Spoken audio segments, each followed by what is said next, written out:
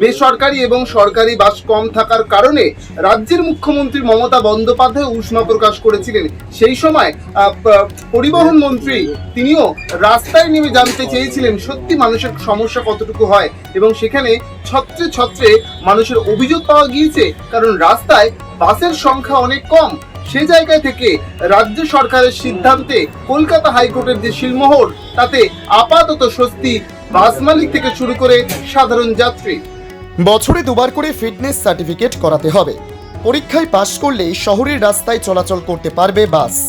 বাস মালিক সংগঠনের দীর্ঘদিনের দাবিতে নীতিগতভাবে রাজ্য পরিবহন দপ্তর সম্মতি জানিয়েছিল আগেই। অবশেষে যুক্তি মেনে নিল হাইকোর্ট। কলকাতা হাইকোর্টের সিঙ্গল বেঞ্চে রায় চট্টোপাধ্যায় রাজ্য সরকারের আর্জিতে সাড়া দিয়ে আপাতত 15 বছর বয়স পেরিয়ে গেলেও গাড়িটি যদি রাস্তায় চলার ক্ষেত্রে ফিট থাকে তাহলে চালানোর অনুমতি দিলেন।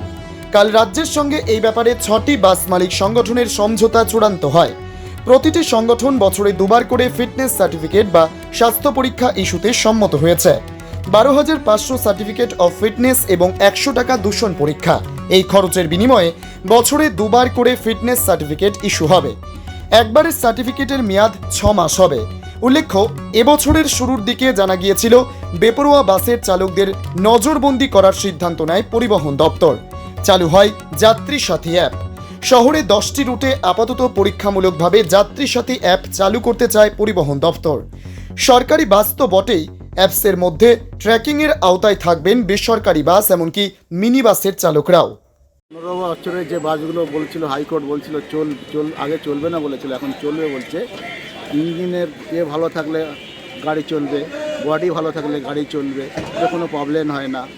আর আশা করি গাড়ি যত চলবে যাত্রীদের সুবিধাও তত হবে। আপনার নাম? আমার নাম মিন্টু মণ্ডল। তুলে নেবার কথা বলছিল, সেটা আপাতত তোলা হবে না। বাসের যদি ইঞ্জিন ভালো থাকে তাহলে বাস চলবে। কলকাতা হাইকোর্ট সেটা মেনে নিলেন এবং সেটা চলবে। বাস, পুরনো বাস আপাতত বাতিল হচ্ছে না। আপনারা বাস মালিক হিসেবে বিষয়টা কিভাবে দেখছেন? বাসটা ব্যাপার হচ্ছে, বাসটা এক সিরিজের বাস নেই। Bus A series, B series, C series, D series আছে, 4 রকম সিরিজের বাস আছে। এবার যেগুলো 15 বছর ঊর্ধ্ব হয়ে গেছে সব অবশ্যই বাতিল হয়ে গিয়েছে অলরেডি। আবার নতুন করে বাস চলে আসছে, আমাদের সেই সিরিজের বাস।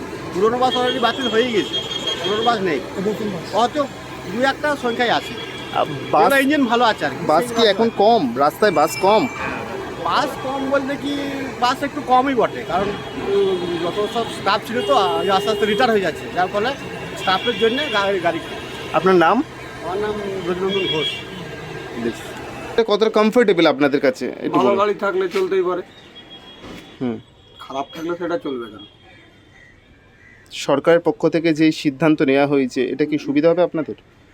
না, গাড়ি ভালো থাকলে নিশ্চয়ই চলবে। এখন কি বাস কমে গেছে খুব? হ্যাঁ, বাস কমে গেছে। এখন কতটা ছিল, কটা আছে? ওইটা তো আর বলতে পারবো না। বাসের হার কমে গেছে, পুরোনো গাড়ি আর চলছে না, সব নতুন গাড়ি চলছে। কেন এরকম হচ্ছে কি মনে হয়? পুরোনো গাড়ি বলেছে চলবে না, ওই জন্য পুরোনো গাড়িটা দাঁড়িয়ে আছে। আপনার নাম? উমেশ মণ্ডল।